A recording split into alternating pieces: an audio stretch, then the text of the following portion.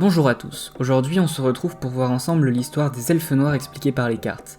Cette vidéo sera donc l'une des deux suites de l'histoire des elfes expliquée par les cartes. Si vous n'avez pas vu ces vidéos, je vous invite à aller les visionner avant de regarder celle-ci.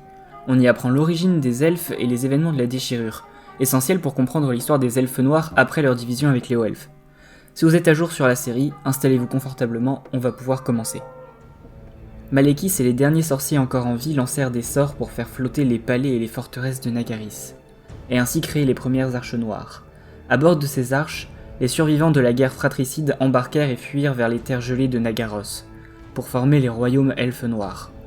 Cette fuite marque la fin de l'âge de la trahison, et le début de l'âge du chagrin fébrile.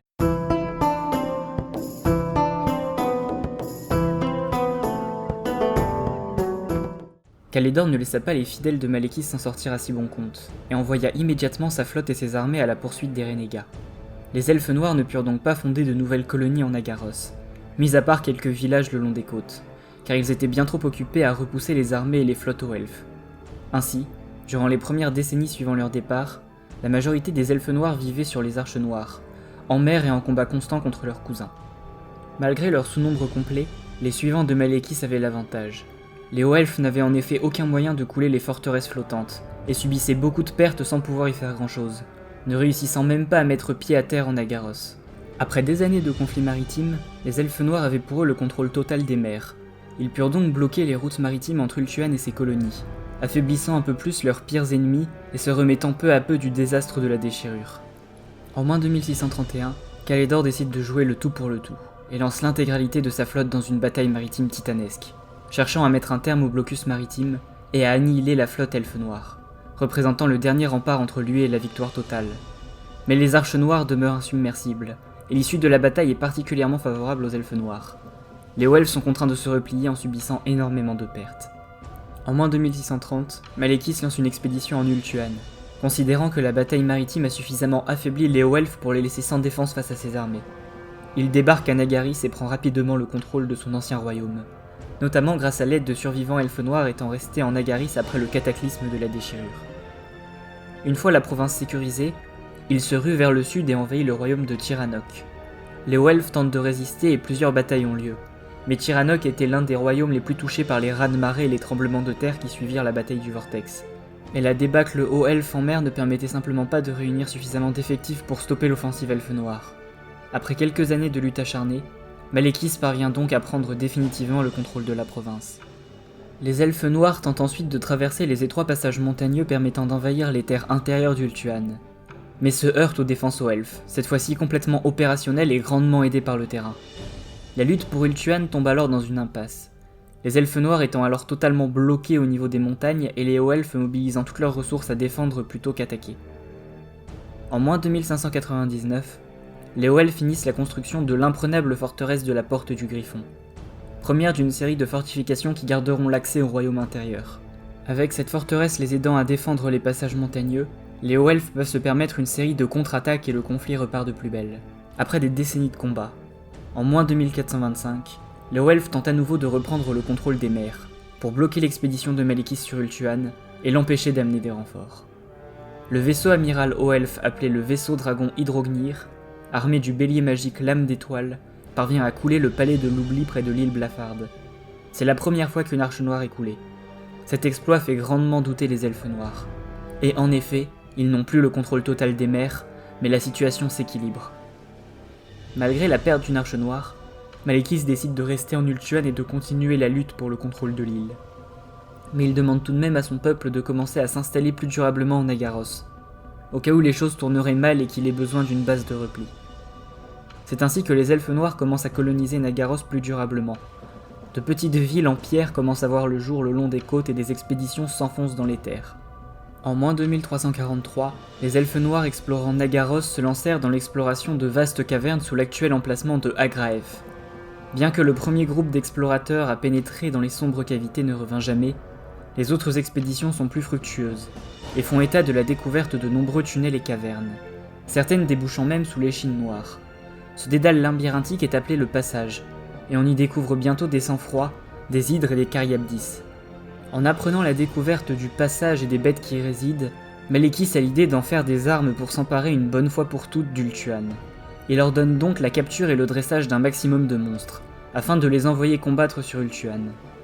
Seulement, les elfes noirs concentrent la majorité de leurs forces dans l'invasion de l'île, et n'ont que peu de ressources en Nagaros.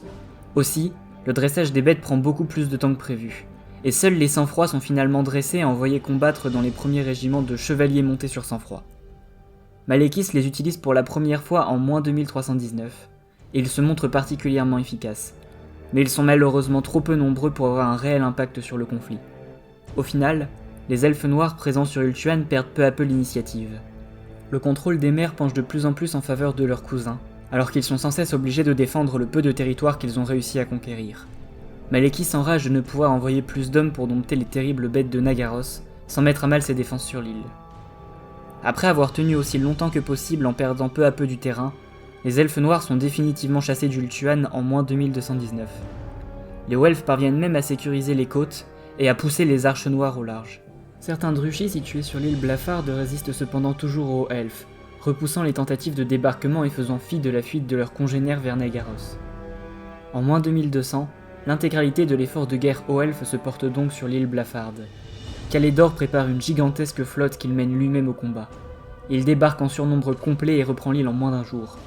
Le roi Phénix s'arrête devant l'hôtel de Kain, mais se refuse à prendre l'épée maudite pouvant pourtant lui donner le pouvoir de vaincre le roi sorcier. Peu avant l'invasion de l'île, des informateurs avertirent Malekith que Calédor était à la tête de la flotte. Ce dernier envoyait donc une expédition pour tenter de le tuer. Lorsque la flotte aux elfes rentra de l'île Blafarde après leur victoire, une flotte elfe noire se tenait en embuscade. Les puissantes sorcières elfes noires déchaînèrent un orage qui dispersa la flotte aux elfes, de telle manière que le navire de Calédor soit isolé face à toute l'armada elfe noire.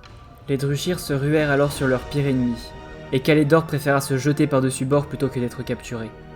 Ainsi mourut le troisième roi Phénix, Calédor le Conquérant. À la suite de la mort de leur roi, les hauts elfes n'ont plus le courage de poursuivre les hostilités contre les Druchis. Comme ceux-ci n'ont plus les forces nécessaires pour reprendre Ulthuan, ils décident de concentrer leur effort dans la colonisation de Nagaros. Une paix relative s'installe donc un temps, et les elfes noirs en profitent pour faire accoster les arches noires le long des côtes de Nagaros. Une fois débarqués, Malekith ordonne la construction de 7 grandes cités, Nagaronde, la Tour Froide, qui lui fut réservée, Arganès, qui devient la demeure de la reine matriarche Elebron l'Ancienne et le bastion du culte de Kain, et Agraef, Karonkar, Gronde, Arkaldra et Clarkaronde, qui furent donnés aux plus fidèles généraux du roi sorcier. La trêve entre les elfes noirs et les hauts elfes dura des siècles, et permit aux elfes noirs de solidement s'implanter en Nagaros. Mais ce n'est pas pour autant que le roi sorcier ne fomentait plus de plans pour nuire à ses cousins d'Ulthuan et pour reprendre l'île. Ainsi, vers moins 2100, Malekith profita du zèle grandissant des cultistes du culte du plaisir pour s'autoproclamer avatar de Kain, et ainsi s'assurer un soutien indéfectible des vénérateurs de Kain. En moins 2005, il a aussi l'idée d'envoyer des troupes piller les caravanes naines déguisées en hauts elfes, afin de nuire aux relations diplomatiques entre ces deux peuples. Ce plan marche au-delà de toute espérance, et conduit à la guerre de la barbe, où les hauts elfes et les nains s'entre-déchirent sous le regard amusé des elfes noirs, qui eux se renforcent de jour en jour et seront bientôt suffisamment puissants pour reprendre Ulthuan. Alors que leurs cousins périssent par milliers dans la guerre de la barbe, les elfes noirs solidifient leur emprise sur Nagaros, réduisant en esclavage les peuples autochtones et apprenant à dompter les terribles hydres et bêtes titanesques du continent. Comme tout l'effort de guerre aux elfes est porté sur les nains, les elfes noirs ont la main mise sur l'océan, et lancent une série de flottes piller les terres lointaines, par-delà l'océan. Ces flottes ramènent énormément d'argent et d'esclaves à Nagaros, et bientôt, les elfes noirs sont craints sur tous les continents. Certaines expéditions ne reviennent cependant pas à bon port. C'est le cas par exemple d'une expédition de moins 1968, qui s'échoue sur les côtes de Neekara et finit capturée par un certain Nagash. Vers moins 1666, Malekith commence à préparer un nouveau débarquement vers Ulthuan, alors que la guerre de la barbe fait toujours rage et épuise les hauts elfes. Malheureusement, ses plans d'invasion sont contrecarrés par une invasion du chaos.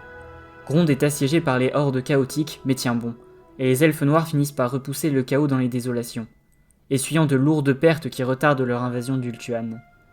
C'est donc en moins 1599 que les elfes noirs lancent leur débarquement sur l'île. Toutes les cités de Nagaros répondent à l'appel du roi sorcier, et une armée comme on n'en avait pas vu depuis 5 siècles se prépare à envahir les royaumes aux elfes. De nombreuses arches noires se décrochent des côtes et repartent vers Ulthuan pour soutenir l'invasion. 2 d'entre elles, la citadelle de la damnation et le palais de la souffrance, accostent dans le pays des ombres pour reformer l'antique cité de Torantec. Depuis cette base avancée, les elfes noirs consolident leur position et peuvent lancer de vastes offensives. La majeure partie des garnisons d'Ultuan sont parties dans le Vieux Monde pour combattre les nains et les Druchis ne rencontrent aucune résistance. Ils s'emparent donc de tout le nord de l'île et plusieurs royaumes tombent entre leurs mains. Une résistance acharnée des rares troupes restées en Ultuan permet aux elfes de ne pas perdre complètement le contrôle de l'île. Calédor le Second, le roi phénix de l'époque, comprend qu'il ne peut combattre sur deux fronts, et décide donc de tout tenter dans une ultime bataille contre les nains, avant de rentrer défendre Ultuan. Il meurt donc à la bataille des Trois Tours, tué de la main de Gauthred Brise-Étoile. Les elfes sont forcés de reconnaître leur défaite dans la guerre de la Barbe, et doivent abandonner toutes leurs colonies du Vieux Monde en plus de payer des indemnités de guerre tout bonnement énormes. Ce sont donc des hauts elfes démoralisés, humiliés et sans roi qui rentrent défendre Ultuan. Malgré le retour des troupes hauts elfes qui ralentissent la progression des elfes noirs, ces derniers gardent donc clairement l'avantage dans le conflit. Caradriel est élu roi phénix et comprend que son peuple n'est pas en mesure de repousser l'invasion elfe noire. Il se contente donc de solidement garder les portes bloquant l'accès au royaume intérieur, et défend fermement les frontières du royaume de Calédor et d'Etain. Les positions des deux camps se stabilisent et la guerre devient plus sporadique, s'étalant même sur de nombreux siècles durant lesquels les assauts Druchis restent infructueux. En moins 986, Caradriel s'éteint pacifiquement. Il est succédé par le roi phénix Tétlis, appelé Tétlis le Boucher par les elfes noirs. Ce roi phénix considère que ne pas reprendre Ultuan aux mains des elfes noirs équivaut à une mort lente. Il lance donc la croisade de la Grande Purification, et invite tous les hauts elfes à rejoindre l'armée pour repousser les Druchis loin des côtes. Les troupes fanatisées hauts elfes reprennent alors l'initiative, et chassent les elfes noirs de leurs possessions les plus au sud. Les royaumes de Tiranoc, d'Ivresse et de Gothique sont ainsi libérés. On se bat maintenant pour le contrôle de Kras et de Nagaris. Malekith refuse de laisser les hauts elfes reprendre ses possessions en Ultuan. Il lance donc une contre-offensive en moins 946 qui a pour mission de prendre la porte du Griffon.